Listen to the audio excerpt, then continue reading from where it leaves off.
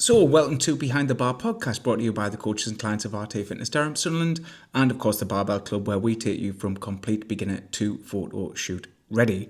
So, I've just decided to reel this one off today by myself. We've been absolutely busy these last few months, and to try and arrange it with clients and coaches to get on the podcast is a bit of a pain in the arse. But I have wrote up a few things today. So if my eyes, if you are watching this on YouTube, if they're going off, because I'm reading off a list, I'm going to be honest with you. It's not like I'm just going to reel off a full podcast by myself. So yeah, I've made a shitload of notes, and I'm going to be sharing with you some simple hints and tips, and the wisdom which I do on a day-to-day basis, and which I try and teach our clients on a day-to-day basis to do. There are going to be some tips, probably what you've never heard of, and they're not just going to be these typical 10,000 steps, eat your protein, all of that. At the end of the day, we all know that, and when we do post those kind of things, it's always just a reminder for you to just do them.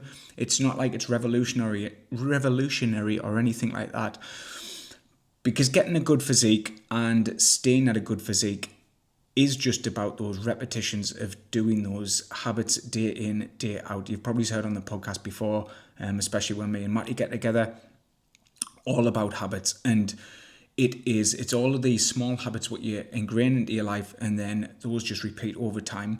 Because if you think of the habits what you do now is just because of the habits what you've done in the past. It's like if you reach for a chocolate bar when you are watching something on a night, that becomes just a habit over and over again. One of my friends has a habit of a bag of crisps after every single meal, and he still does it till this day because it's a habit. Now, if we switched up those habits and made them better, healthier habits, we'd have a better chance at having that better physique. So a little bit about me, if you don't actually know. So I've been in the industry coming up 13 years now.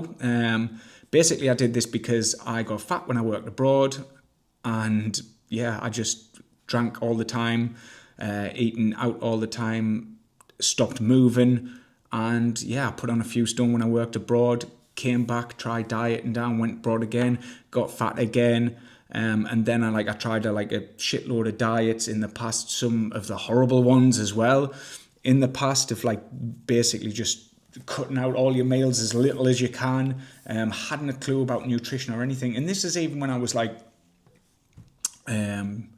up until the age of 21, and then 22 I started to get into it more.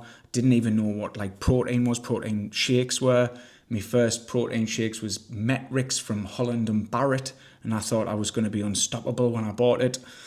So I've made absolutely tons of mistakes from there. But then as I really started to get into it and really started to figure it out, people started to pay for my gym membership, and then I started to train them in the gym. And then I got into MMA, and then I loved the strength and conditioning side of that. So I went down that whole rabbit hole of that. Then one day, one of the lads who I was training with, he said, well, why don't you be a personal trainer? You're already doing it. And it was shit, yeah. So set up, literally within a month, in my dad's garage, painted out, kitted out, started coaching some friends, and then started driving around to some friends' houses and doing mini boot camps for them in their back gardens. And then from there to a field, doing some boot camps there, some kettlebell classes as well. I had a little van, bringing some tires down, kettlebells down, and this was all obviously while working a job, which was a 3-shift rotation. And then it came to the point of all or nothing. It was right, we're going to set this boot camp up, Team Carnage, which is still known today in our in-house as our big group training program. And it was just an all or nothing, right?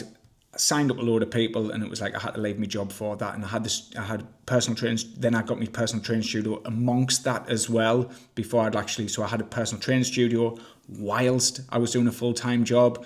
And then it just came to a crunch point of right, it's all or nothing. So I went all in. Did that, went from there to the first big unit in Durham after the studio. So I think we were only there a year, opened up that one, and then a couple of years later the Sunderland one came up, and now the Sunderland one's just past its 8th birthday. We're coming up the 11th birthday of the Durham unit, and then A couple of years ago, we started the online platform.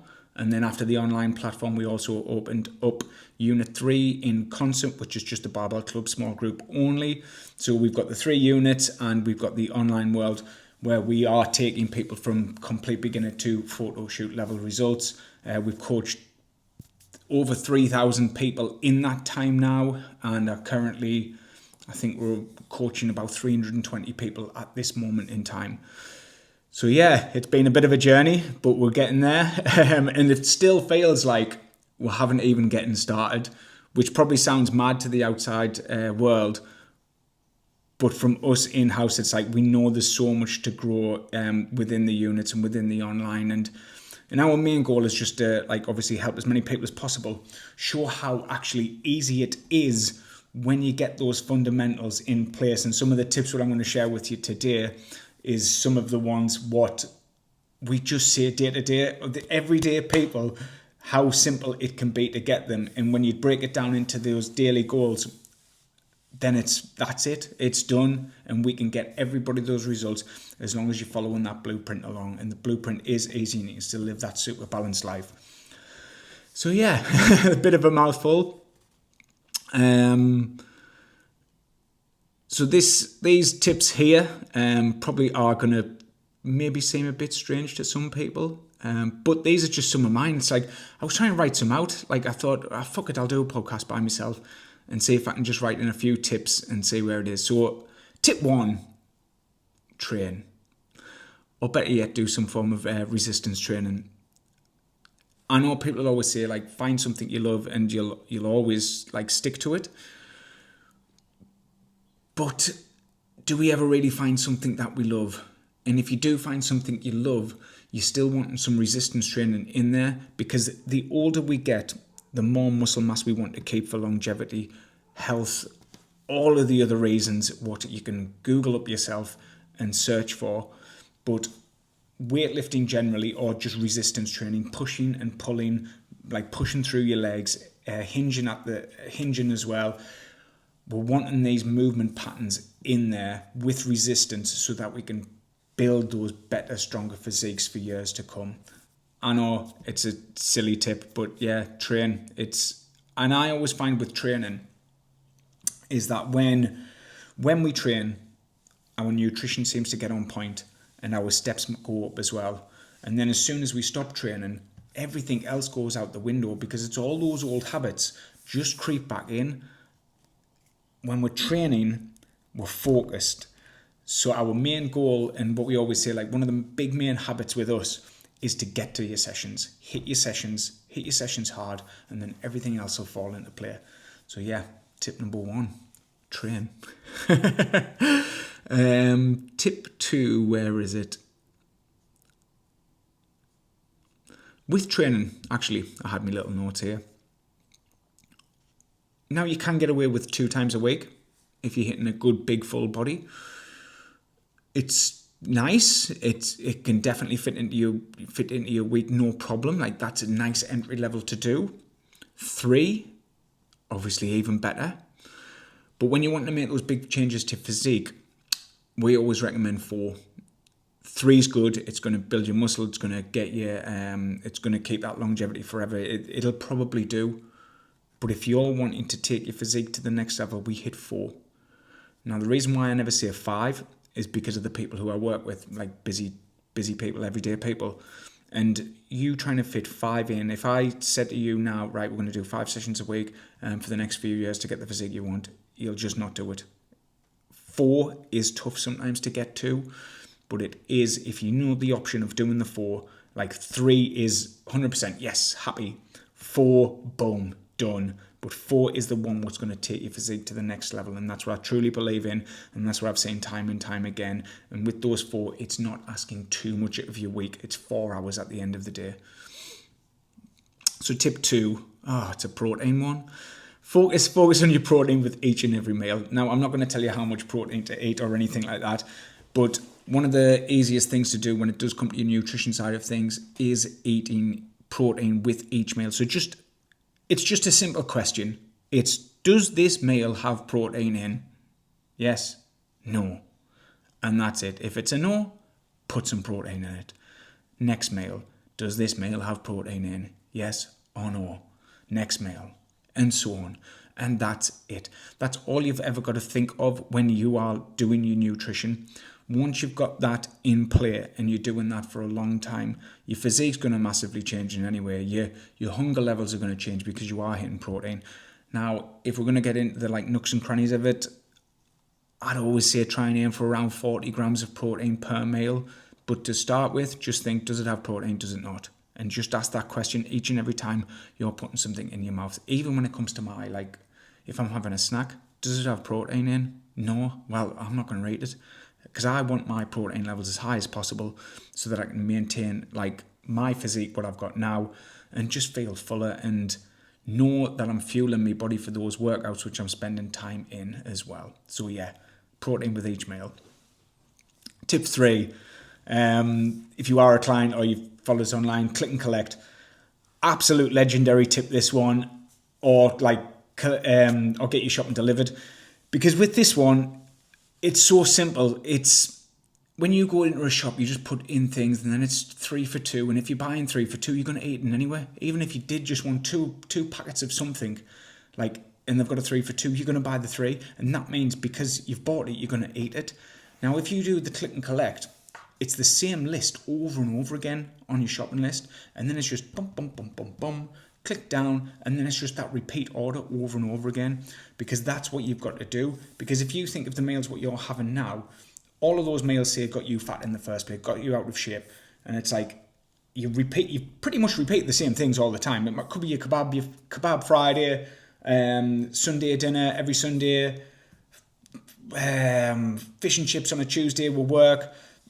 Cake lady brings something in on a Wednesday. You've got those patterns. You always eat the same things anyway, every single day. So it's just putting into play, making that easier if your shopping is always the same each week. Because when your shopping's always the same week, that means your nutrition's going to be the same each week. And if that nutrition is right and having those higher protein meals in there, you're going to get your goals faster. And this is going to cause less friction. It's going to cause less temptation in the kitchen. And it's just a nice, simple one so that you can do it all the time. I mean, my shopping, click and collect, because it's a lot of fresh meats what I'll buy, it doesn't really last that long. So it's probably every 5 days that I am doing my shopping, but I'm into that routine. But because I'm click and collect, I'm not spending an hour in the shops. I'm not having to drive to the shops. I'm not having to walk around the shops. I'm not having that temptation of doing anything. And when I have, say, bought something else extra and it does come up on my list on the click and collect, I exit off, just so that it's not even a temptation on there, because it will try and sway you in of things what you've bought previously.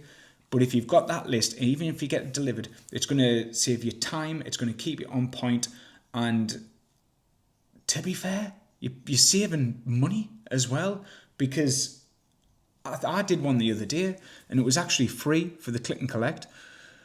And normally it's maybe £1, maximum £2.50 for somebody to walk around the supermarket, get all your shopping. All you've got to do is collect it.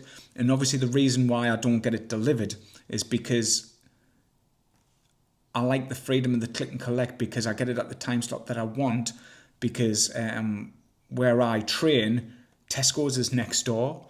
So I always do my click and collect around when I'm near it as well. So let's say if your gym is close to your Tesco's or whatever else, fit it around where you're going to be so that you save time as well. Because I'm saving so much time, so much energy, and it is one of the best tips I can give you. Tip 4, so this one, a lot of years ago, I did not used to drink just plain water. And I'm talking, I think it might be 5-6 years ago now. And I was just drinking mainly mixy juice or dilute, whatever you want to call it. I'm a child, so I say mixy juice. And so it was okay, well, how can I stack water into my day with something that I already have, just to make sure?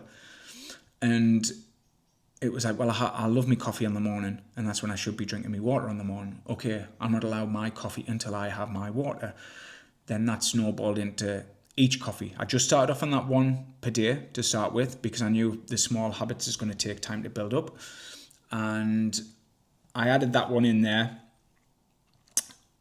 and it has helped absolutely loads. Like, I do not even drink dilute anymore. I'll have the odd kind of fizz, and if I am out on a meal out or whatever, and I'm driving, I will have some Diet Coke. Like, I like fizzy pop, but I'm not drinking dilute anymore. Even though it probably wasn't that bad for us, but now it is all water. Now I stack the water with my coffees, and then I've also stacked it every time I've had a piss. So every time I go for a piss, I have a drink of water afterwards. And this means, like, throughout the day that I'm getting in my water, a sufficient amount of water throughout, and it just sticks there. And it is one of the best habit stacks that I've ever done to try and get me water in. Now, I know a lot of people struggle with water and they buy them bottles, but then they end up buying another bottle a few months down the line and it just gets left. It's just not enough. You've got to, I feel as though you've got to add it into something just to make sure that you're doing it, because I'm not keen on water. It's not the greatest or anything like that. And I don't like cold water neither. Mine has to be like, when I turn the tap on, like straight from it. I don't let it run because I don't want it to be too cold. And because we live in Britain, the water's always cold. So tip 5 is, this is a habit stack of like downtime for me. So this is a weekend habit stack. So it's, on a weekend, I like to play the PlayStation. With the Xbox, Sarah plays on the PlayStation. Whatever game we're playing, and the both are set up in the sitting room. We have a child-like sitting room, but hey, we've got 3 kids as well. So what I like to do on a Saturday and a Sunday, I'm not allowed to do the thing that I like, which is have a bit of a game, until I've done my 10,000 steps. And that's a nice, easy one. Like, we'll go out for a walk, or I'll jump on the walking pad. But my monging out on those days, on the Saturday and Sunday, will not start until I've done that. And it's just a non-negotiable. It's a non-negotiable what I've put in play. And it might be the same with you. It's like, let's say you like a bottle of wine on a Saturday night or whatever else. It's like you've got to then stack that with, you've got to see your 10,000 steps per day. And it's like, okay, well, I can't dig into my wine until I've had that. Even a Friday night, you get in, you've done 5,000 steps, but you want that bottle of wine because you've had a stressful week at work and you just want to unwind. But you've still got goals to go. So then you would think, okay, well, I haven't hit my 10,000 steps. Let's march on the spot. Then I can have my wine. And I can assure you that wine will taste a hell of a lot sweeter once you've done those 10,000 steps.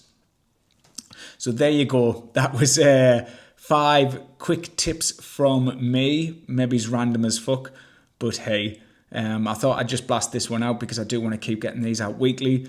Hope you enjoyed it, and we do have some more guests lined up for you in the next couple of weeks through the coaches and some of the clients.